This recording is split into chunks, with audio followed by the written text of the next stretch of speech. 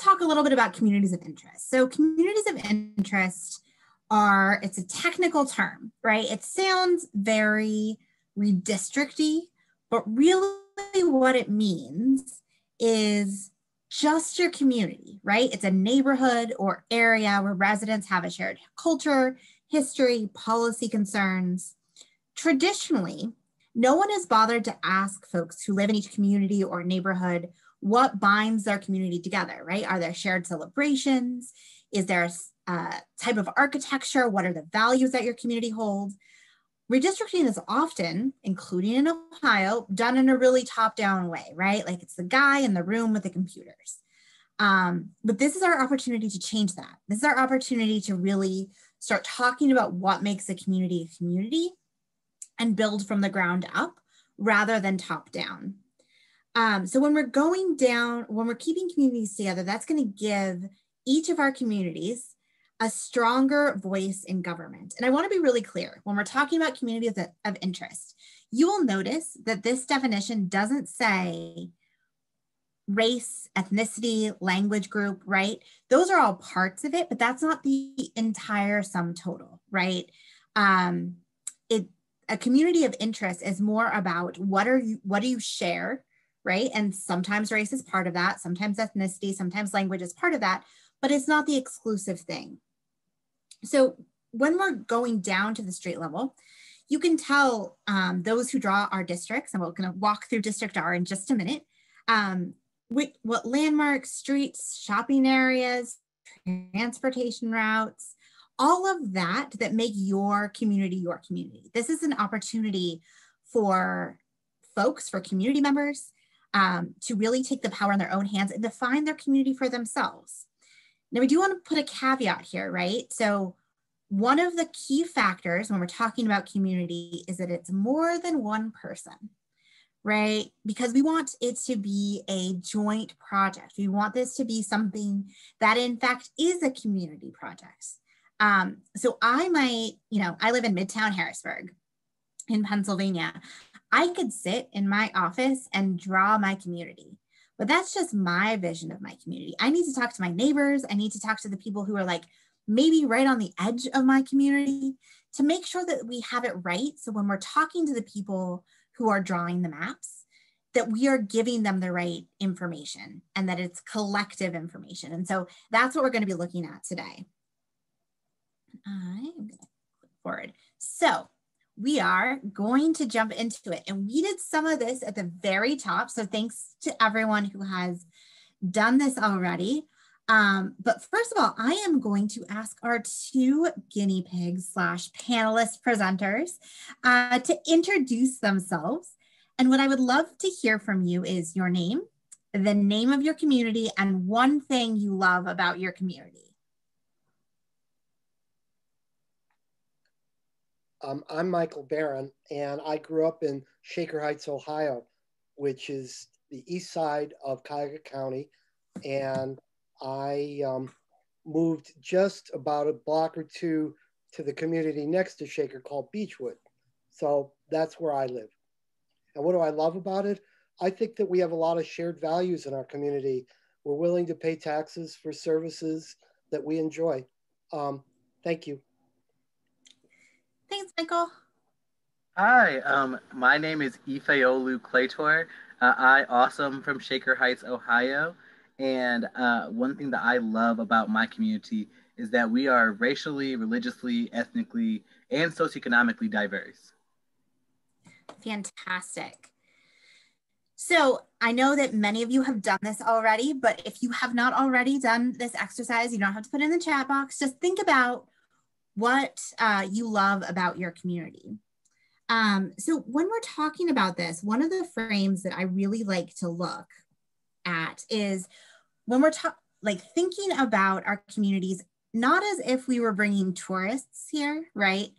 But as if we had a cousin or a best friend who wanted to move into the community, right? What would you tell someone you cared about who was going to stay here long-term about what makes your community special? And let me see what we're seeing in the chats.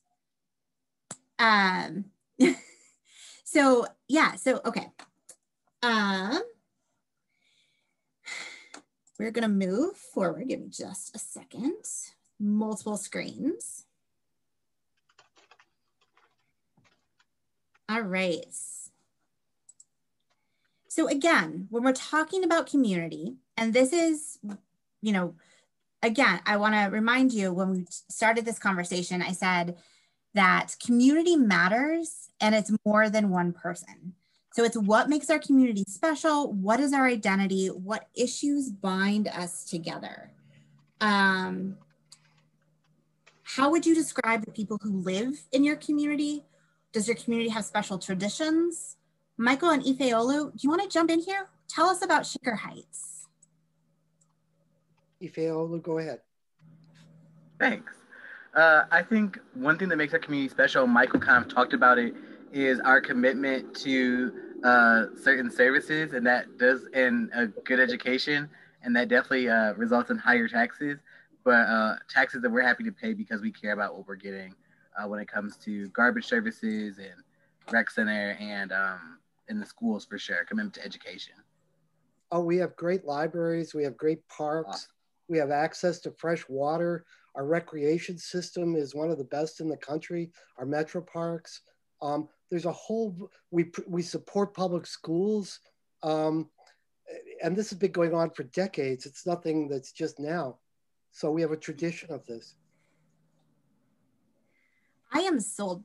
So another thing when we're talking about communities is there are often shared challenges, right? Are there shared challenges in the community that you all are talking about? Yes and no. I think that some in our community have like some very serious socioeconomic challenges, and some, especially right outside of our community, have some very serious socioeconomic challenges. Where there are some that don't have too many at all. My high school English teacher used to say, "Guys, I've taught kids who live in $1 million mansions. I've taught kids who are homeless," and like that's very true. Like with our community. I also think we share in, we have an aging demographic base, and we have to do a better job in attracting young people and to make sure that everybody has access to good education. Great. So thank you for all of this. And just a plug. So this is a demo, right? We are doing this with 2 people, but in an ideal world, we would be doing this in a church basement with like 10 people, right? We want it to be a really robust conversation about what makes a community a community. So we are going to, I'm going to stop my share for just a minute, navigate to DistrictR. So DistrictR, while I am getting out of this and going to where I want to be, is a program that is developed by a team out of Tufts University. And it is a mapping, one of the many free mapping tools that exists. It's one that Common Cause has worked closely to co-develop in some of the usability aspects, right? So all of the tools, DistrictR, Representable, Dave's redistricting app, District Builder, Maptitude, all of those kind of are in the world and they all have benefits and drawbacks. We have found that DistrictR works well for us because it allows us to really identify the places. So I'm going to walk through just really quickly the DistrictR website, and then we'll start actually mapping the community of Shaker Heights. All right, so this is DistrictR. Scroll down to the bottom and you're going to pick your state. So this works, there's data in all of the states, but we are in Ohio. You will notice that there are 2 options here. Is the option to draw districts. So this is more the legal map, right? You'd be mapping the whole state or just mapping your district, or the option to draw communities. And because today we are focused on defining our communities for ourselves, we are going to choose that one. And then again, you get an option whether you want to build it out of block groups. So those are census block groups, or if you want to build it out of precincts. Given the way that Ohio's redistricting statutes kind of are put together, let's go with precincts. And it will load, but it is slow. All right, so you can see that this looks a lot like Google Maps. And it moves a lot like Google Maps, right? So this is the hand tool. You can move it around, zoom in, zoom out, and then also pick a place to start. So I heard, I think Michael say that one of the great things about your community was a library. So we're going to do Shaker Heights Library. Is this the right one, Michael? On Van Aiken? It's yes, on that's the right one. All right. Lee and Chagrin. So you'll notice, just like Google Maps, super easy to use. You can type it in. It'll load. Apologies for my very slow internet today. Apparently it's throwing a temper tantrum. And so you'll see that it puts a dot right at Shaker Heights Public Library. So we are going to add, this is the important places tool. Some folks call it the landmark tool. I like important places. And when we're talking about important places, these are places that are important to your community, right? So you might not put a public library on the tour for like the people who are coming from out of town for like 2 days, right? But a public library, sure as heck bet, is something that is going to matter to people. All right, so we added Shaker Heights Public Library. We are going to rename it. All right, and Michael or Ifeolo, do you want to tell me what it is about this library that makes it important? Go ahead, Michael, you can start. Okay. Well, the library is a gathering space for students, for after school, for internet access, for information that if you can't afford to buy the information, it's available to the public for free. It really is the people's library, you know, education source. The only thing I'll add is that they have really good, when we're not in COVID, they have really great cultural events. And so you get to learn about other cultures that you may not normally just know about. Great. All right, so where should we go next? Give me another place in your community. I would go to Van Aiken Market, or we could go to the high school. Either one. Let's do Van Aiken Market Hall will get you to Van Aiken District. Is this right? Yep. Yep, there it is. All right. So again, those of you who are watching, we just dropped a spot. You can see that it gives me a new point. We'll call it Van Aiken Market Hall. And what is it about this place? So the Market Hall is part of the Van Aiken District, which is a new live, play, shop area in Shaker. Significant redevelopment, but also a lot of families come because there's like big rocks that kids can climb on and ice cream, and adults without kids can go to some really nice posh dining spots. But it's a good community space. That Market Hall has about 7 or 8 different dining concepts and some smaller retailers. So you get to shop local and see the whole community, kind of, especially when it's warm outside. There's kids everywhere. It's just a lot of fun. I love it.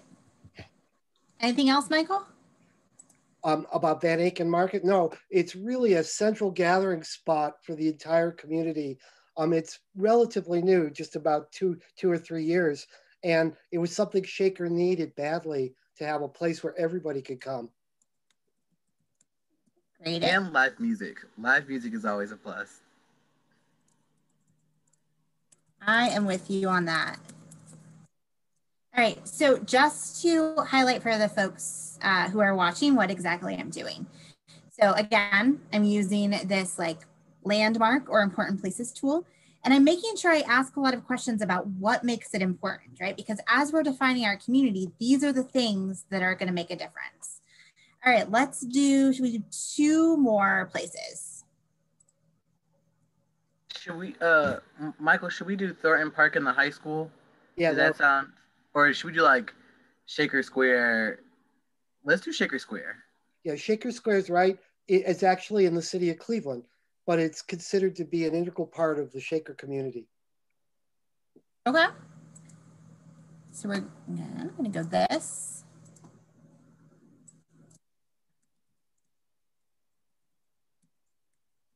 All right, so tell me about Shaker Square. So local restaurants, easy access transit to downtown, a few shopping options and like some essentials like dry cleaners and tailors and a grocery store. So it's just got a lot of the essentials and it has some apartments kind of surrounding. Right. If you are of the Democratic persuasion, there's usually a campaign office there in presidential election years. If you were not the Democratic persuasion, that's fine too. We are nonpartisan here. And it's it is good to know, right? Like that is a thing that defines that community, is that there's a campaign office there. Oh, and somebody put in the chat, and I totally forgot it. There's a farmer's market every Saturday. Ooh, even in Shaker Square? Even when it's freezing outside. Sometimes they'll move inside, but thank you to whoever put in the chat about the farmer's market every Saturday. All right. That's a little sticky. One more spot. And it's a wonderful connection with the city of Cleveland. It's important to realize that we don't live in an island in Shaker Heights, but we are connected to the communities around us. And that's what Shaker Square does, is it reinforces that connection. I love it. All right. Someone who's monitoring the chat, Catherine or Mia, is there anything in the chat that I'm missing? Any other key places I should pull in? So there's a bookstore that someone wanted to highlight. Ooh, what's that bookstore? Oh, Loganberry on Larchmere? Probably Loganberry Books on Larchmere. I don't think y'all, I mean, you all don't know me, but like I will always put a bookstore on my map. It's a rule. Yeah, it's a locally owned bookstore. And we're getting some thumbs up on Loganberry. Excellent. Because the owners live like in that neighborhood, just like around the, like where you see our dune at the bottom of the map. I want to say they live in that neighborhood right there. So it's like very locally owned. Yeah, there's a lot of great stuff. Everyone from Northeast Ohio is chiming in. Transportation hub. Is there anything there that you want to add? Shaker Square. Yes. That's for Shaker Square. But Loganberry is like representative of Larchmere, and Larchmere is local eateries. Wellness, there's a couple of vegan spots opening up there. Wellness, literacy, also live music, Porch Fest, because a lot of the houses in that neighborhood have porches, so people just sit out and listen to live music in the summertime. That's also kind of that mesh between Shaker and Cleveland, and just that urban-suburban unity. So there's a comment here that I thought was interesting that had to do with how, this is from Tori, who said, I feel like Larchmere District is an important separate location of its own right. Yeah, Larchmere is separate from Shaker Square. Even though they're literally like 3 blocks away from each other, they are 2 separate locations. So that is really key. And we are actually, that's a really great segue. Thank you for that, Catherine. Because we're going to go in and start mapping, right? So the next thing we're going to do is we will use our mapping tool. So this is a paintbrush. There are options, right? You can make the paintbrush bigger or smaller. We're going to make it fairly small because we are in a small-ish location. There are also options to lock down already drawn communities. So we'll talk a little bit later about, what comes next and how you move, to share or whatever. And you can lock down existing communities. All right. So if I were going to map, we're calling this Shaker. If I were going to map Shaker, where am I going? Michael or Ifiolo? So you would be kind of moving the map to the right, because like these areas are like on the edge of Shaker. So yeah, you'd start like where Larchmere and Shaker Square are, but you'd be moving east or to the right. And if you follow like where it says, what is it, 87, that's Shaker. Van Aiken, I live on Van Aiken, that's Shaker. Okay, so tell me Oh, that's Shaker Boulevard, actually. Start. 87, but still. Like here? So where you see Larchmere, where you see Shaker Square, and basically just east of there is all Shaker. So yes, that. Right, so I see Larchmere. Am I where I need to be, or am I too far over? I mean, Larchmere is the blue dot on your left, but that's Shaker. I mean, once you have your hand over, yep. All right, so I'm gonna scroll out a little bit. That'll make it easier. So where am I going next? Get that neighborhood just below the district you already, yep. There we go. Where else? Yep. Here? Right there. Down. Yep. Those two. Get that corner on the left, on the bottom left side. Where you, yep. All right. And you just hit the, that's covering the library. And if you just want to keep going right, that's all Shakers. You go right. Yeah, go east. Okay. We're going to move just a little bit more. Yep. Add that. And that red dot is Van Aiken District. Yep. There we go. You got it. Okay. So I'm not going to go through all of this because we could go and like find the boundaries, but you all can kind of see where we're marking out what the community looks like. And then there's an area, and this is my favorite part, where we can describe this community, right? So this is about what we were talking about earlier. So we have shared values, high tax area, which means good services. What else? Give me two more other descriptions. Great schools. Public schools. Well, Liz was throwing out diversity. Yeah. Racial and ethnic diversity? Yes. Okay. Parks. People are putting parks, and that's, we didn't talk about the parks, but there are great parks and like lakes and ponds. I saw some kids ice skating today around the corner from my house. I am very into that. Okay, so this is community number one. And I'm just gonna demonstrate this a little bit, and then we're gonna move on because I know we're running out of time. It's always so much fun. So when it comes time to do a second community, right? You get that plus, you get a different color. And we heard that what was the other community? Shaker Square and Larchmere are the two that are like they're on just outside of Shaker, but still part of our community. So I'm going to say, like, just for example, you can kind of see how I am marking out a second community. And again, you can describe it on the bridges between Cleveland and suburb.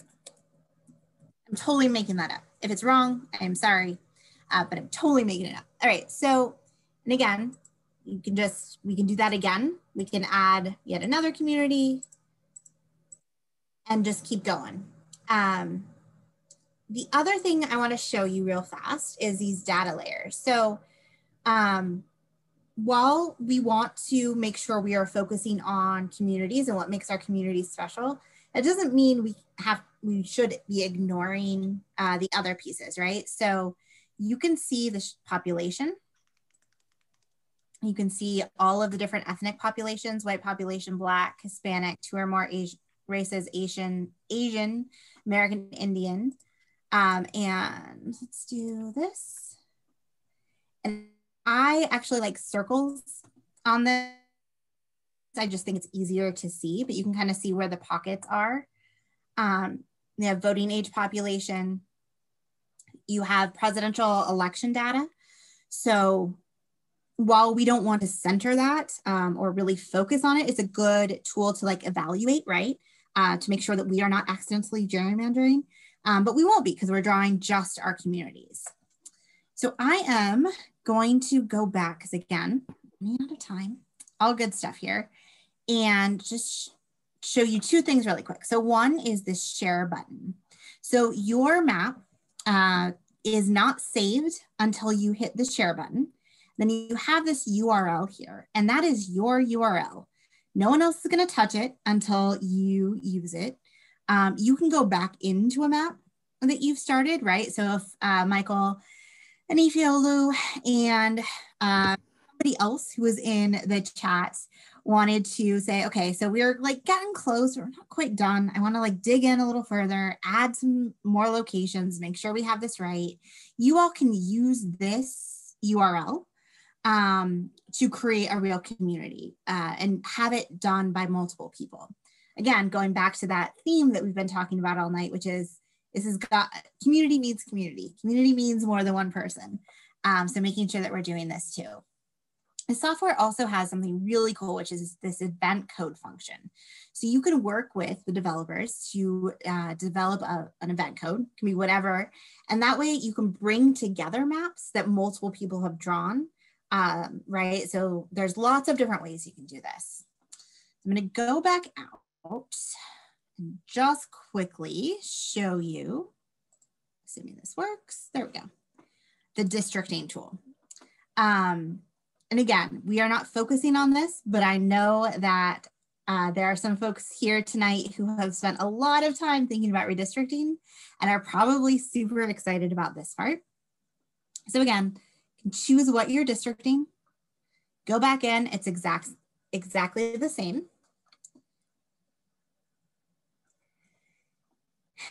It gives you all of the precincts. And then one of the things that I wanted to show you, we're just gonna make one up, so apologies, is this tool here, which is population balance, right? So this line identifies your ideal population per district. And so it'll let you know how close you are getting to all of that line, right? So you wanna get up to 721. If you were drawing a district map or districting map of the state, this will be kind of your tool to get there. Again, data layers with all of those, the racial data, voting age population data, previous election data. There's an evaluation tool. So you can compare kind of the, you know, what the distribution is. So this is really a tool that is set up for you all to do what you will with it, right? I am particularly excited about the community tool because I think that that is really the place that gets us where it's so important, because we want to make sure that those who draw the maps have the right building blocks and that we're empowering our friends and neighbors to define our own community.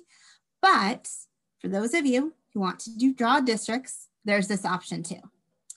All right, so I am, give me just a second, I'm gonna stop my share and pop back into the PowerPoint really quickly.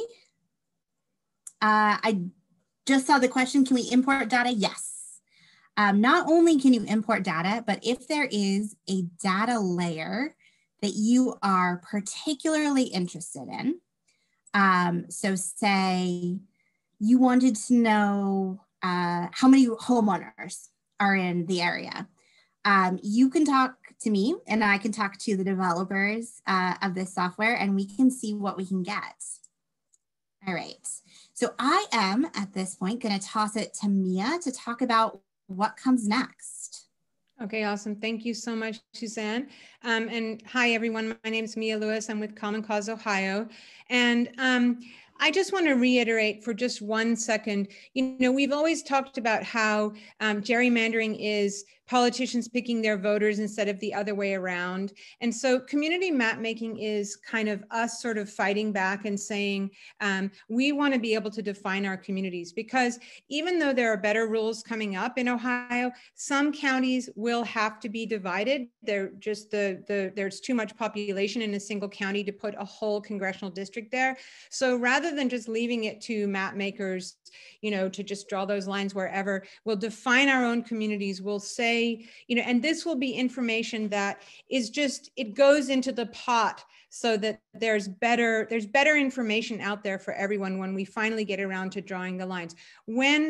Because we don't have the census data yet, this is a good time to focus on defining those communities, drawing those maps, saving them, sharing them, talking about them together in groups. And later when we get the census data, we will be doing trainings just on that other part that Suzanne showed you at the end there, the districting part of DistrictR.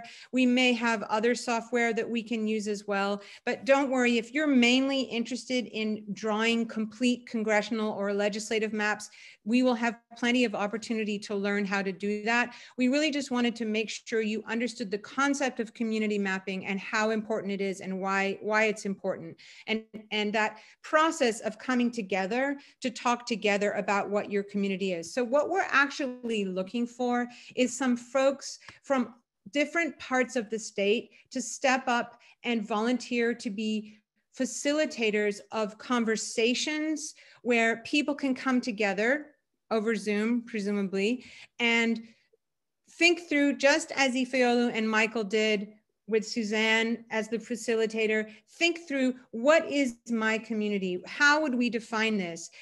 You know, okay, so theirs was actually called Shaker Heights and it ended up being Shaker Heights on the map, but it won't be like that necessarily, you know, in Columbus. How would we divide it? Where would we draw lines, or in other places? What does it mean to figure out your community when you're in a rural area? That's a whole different question. So there's a form that will come at the very end of the presentation. We will give you a form as to how you want to participate going forward. And there'll be an opportunity on there for you to volunteer to be a facilitator for community map making. And we're going to do a train the trainer event on February 22nd that will basically teach you how to do what Suzanne just did and teach you how to use that software so you can help to build your community maps. And then after we've trained those trainers, we will be doing regional discussions so that people can work through, with the help of those facilitators, what are their community maps. And then after that, we will be doing trainings on the actual districting mapping. We also are going to have a training for people who want to join our Speakers Bureau. We had a Redistricting 101 presentation that I'm sure a lot of you came to last week. We'll send out information about that. We're also going to do a new recording of that, so we get it down a little bit shorter, more succinct. So we'll send that out, information about that as well. Remember to check your spam folder every once in a while, because I think that went in there for some folks. We'll have educational presentations about minority representation, best practices, how to watchdog, all kinds of things coming up.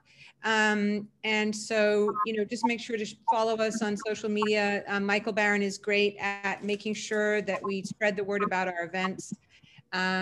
And that's it. So, and I'm going to give you some call to action at the very end. But for now, just an explanation of what those facilitators are that we're looking for.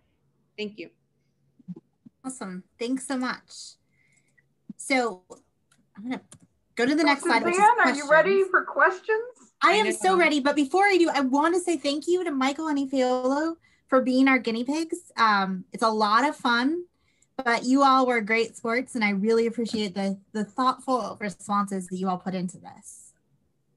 Questions? All right, so I'm gonna start out with this question. Does DistrictR use a voting age population or citizen voting age population? It uses, so there's a couple different filters. When it's looking, there is an option to look at only citizen voting age population.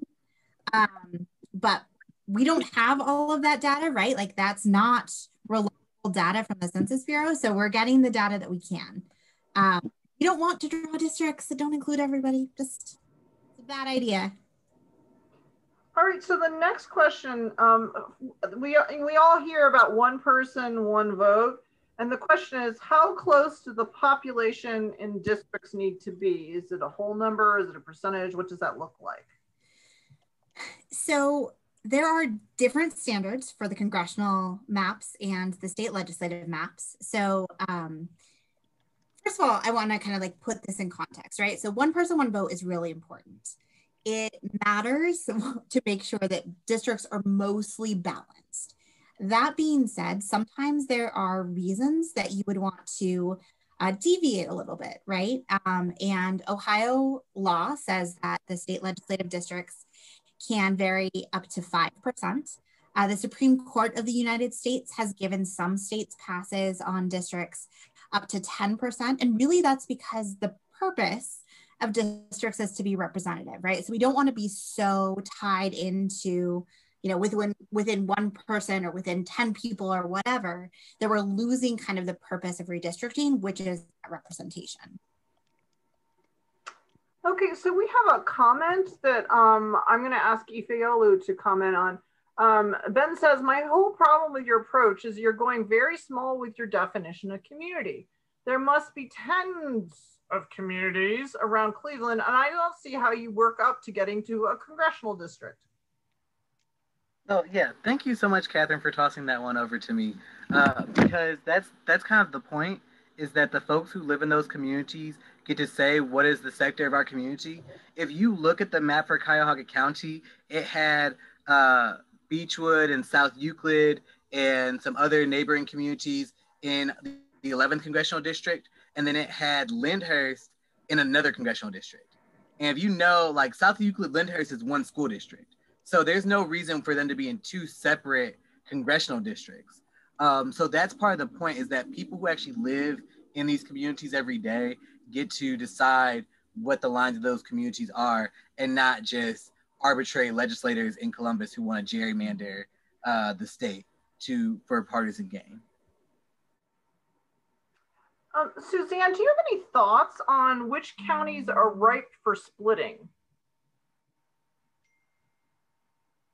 So I do not, because I live in Ohio and I don't know your communities. So there's a couple different factors that go into this, right? So one is the population, and then the other is like what the communities in the counties look like. So I think that is an Ohio question. And it is a little bit complicated because there are rules against, you know, having some completely whole. And then there are rules that are about, like, for example, if you have enough population to keep a district completely wholly in for a congressional district in that county, then you need to. And so you can think about Franklin County or Hamilton County, or you can imagine Cuyahoga County. So it becomes a little bit complicated. And then we're missing the census data too. So that becomes a little bit complicated. You know, the other question that's here, that's kind of another one, is, do we have any sense how many congressional districts we're likely to have? And I'm going to throw that to Michael. Well, we won't know until after the census, but it looks like we may lose a seat. So we'll end up with 15.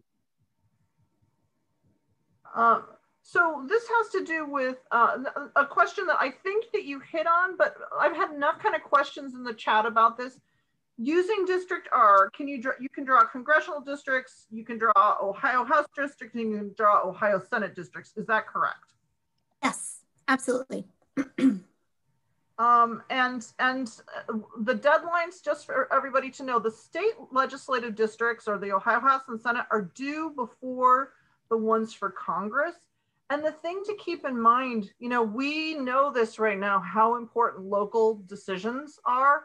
You know, a lot of times it's really easy to be like, oh yeah, there's president, there's Congress, and tune out to the other things. But we had some really unusual legislation. For example, stand your ground rules that simply suggest that if you're you say, I'm afraid, you can shoot someone. There's some really odd things that were passed during our post-election lame duck period. And so I think we should all be thinking about those legislative districts. The other thing that I was asked about, let's see. I love this one, which was, how are you defining community and how do you identify a community? And I think this walked through it, but can you just kind of review it about how you're thinking about community? And then I'm going to ask Ifeolu to also talk about how he's thinking about community. Sure. So a community is what you make of it, right? So it is a geographic area where there are shared interests, and often, you know, shared other things, right? So when I talk about communities, I sometimes talk about, you know, there are absolutely communities of interest or neighborhoods, right, in a big city. There are pockets where certain populations live. There are also communities of interest in like college towns, right? Or places where hospitals are, or places where there's a big like rural farming population. All of those are communities of interest. And I think part of the beauty of focusing on community mapping is that we are allowing communities to define themselves, right? I am not coming in to Ohio and saying like, hey, this is your community and this is what it looks like. And if you don't meet these criteria, you don't count, right? We're allowing people to actually answer that question for themselves. Ifeolu? What would you add? Wow, you really hit the nail on the head. I'll just kind of circle back to like one of the best things I think about my community is that it's so diverse, racially, ethnically, and socioeconomically and religiously. And so what happens in a lot of areas that are more diverse or with urban areas and how we see gerrymandering is they'll chip away from that. They'll take a county that's very diverse and they'll kind of dive right in and take some out to dilute different people's opinions and allow only half the district to be able to possibly be represented because of how they draw the lines. And so it's important that everyone has adequate representation. A lot of folks in Cuyahoga County would feel the same way and vote similar ways. And so it's easier for them to have their voice heard, but it's a lot harder when a county that should be split in two is split into four. So I have another question that is a little bit detailed, but I thought, Suzanne, you're going to know the answer to this. In DistrictR I'm sorry, I'm losing it, are the 2018 ACS imposed on it before the 2020 census upload? So that's the American Community Survey. Will that be added before the 2020 census? I am not sure, but I can circle back with that person. So the way that the Tufts team has done this is they have uploaded data as they get it in states that are moving more quickly than others, right? Like not everything can be a priority at all of the same time, but I am happy to check kind of the order of data being uploaded and let Jill know. So here's a good hypothetical question. Do you think we should expand the number of members that serve in the U.S. House of Representatives? I mean, it's that notion of we've had 435 for years and years and years. Do we actually have the representation that we need in D.C.?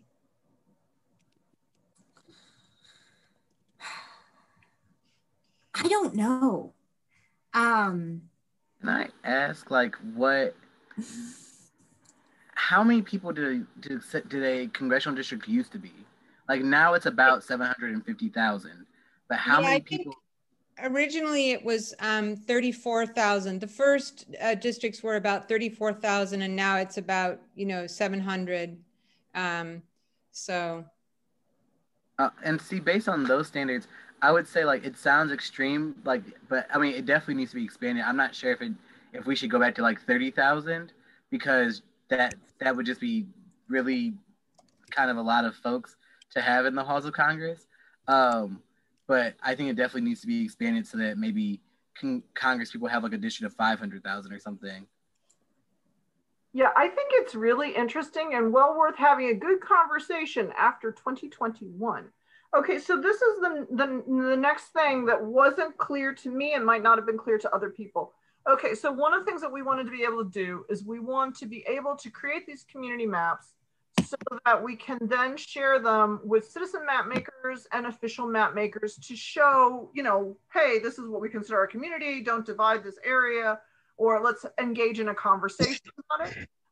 So how do we mark these, or is there a tag we should be giving these for Ohio so that we can then share it with one another? So that is the function of the event code.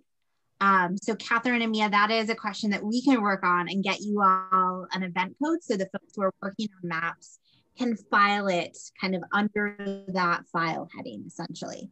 And that being said, I also just want to be really clear, like that URL, you can download a PDF, you can do, there's lots of options about how you want to transmit that piece of data, right? I think of community mapping as like creating a lot of data. And I think Mia said this really well, right? Like this is just more information for the people who are drawing the lines.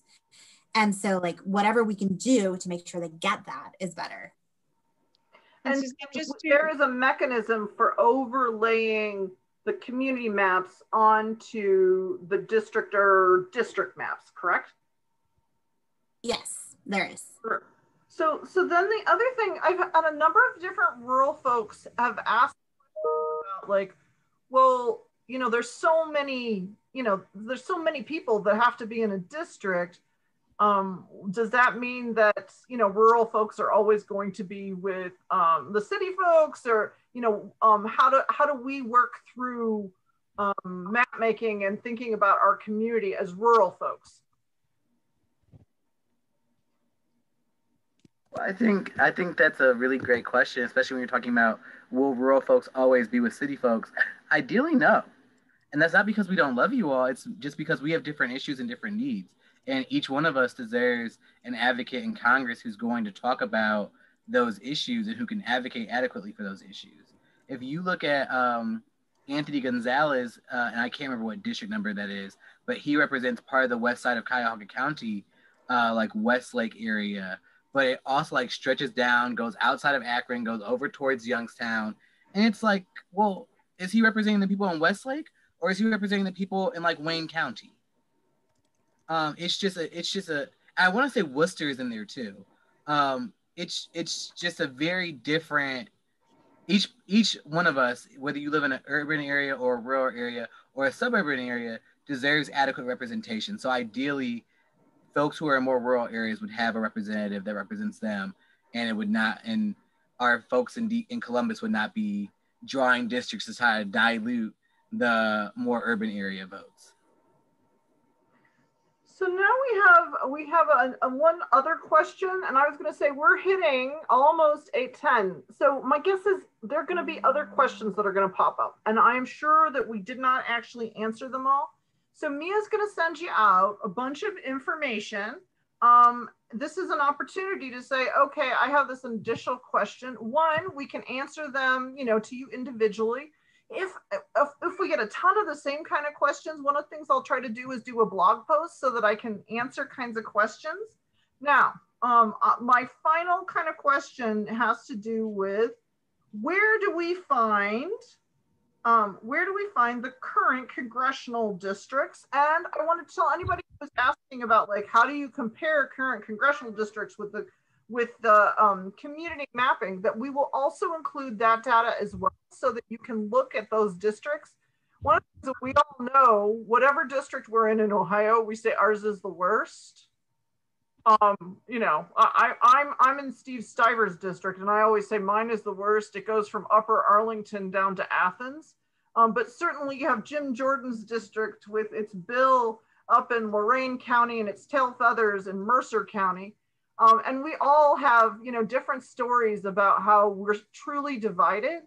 And this, you know, this mapping project, we may continue to have lots of questions because figuring out what your community is involves us asking one another a lot of questions. And what we want to do during this time period before the census comes along is to put together really good data so that the map makers are able to see where we really want our communities not to be divided, how we want to see our communities kept together. Now, I also got a question about the Ohio redistricting competition. So many of you will remember that we did a redistricting competition in 2009 that was like kind of an intellectual exercise using the 2000 data. And then in 2011, we did a redistricting competition that provided maps that pushed back on the official ones, because let's face it, the last one was significantly better than what we actually got when it came to Congress. So we'll be doing a redistricting competition, and that'll be in late summer, early fall. And so I wanted to just say thank you to everyone. I encourage you all to take action about the virtual testimony. We do not know how long we are going to be doing things virtually.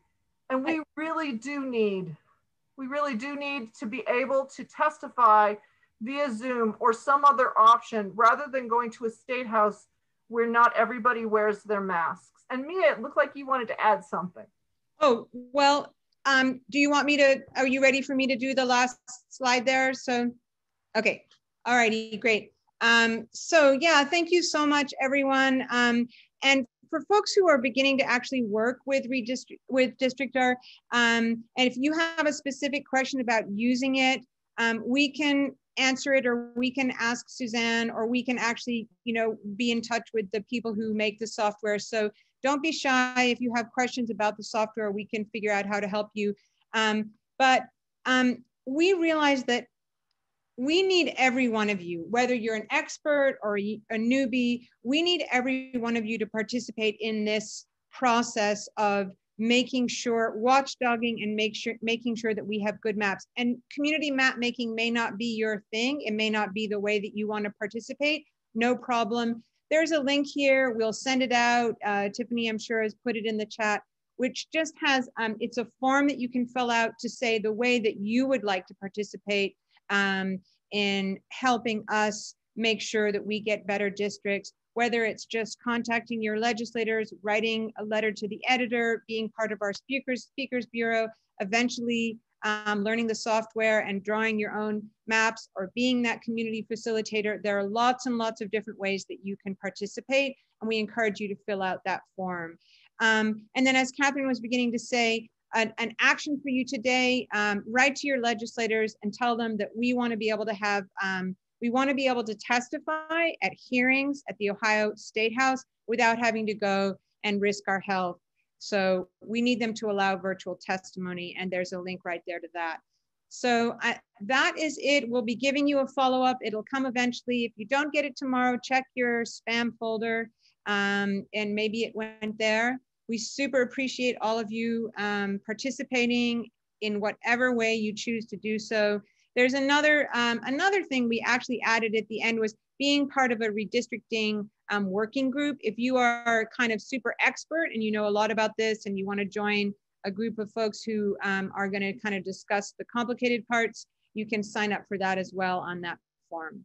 And with that, I guess I just thank Suzanne and Catherine and Ifeolu and Michael and Tiffany and all of you tonight.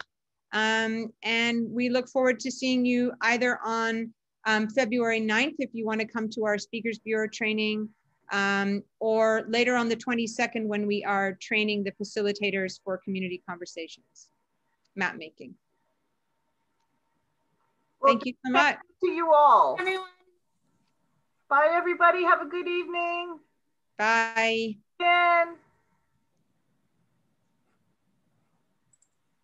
Suzanne, thank you. I so appreciate it. It was my pleasure. It's a lot of fun. This is a blast.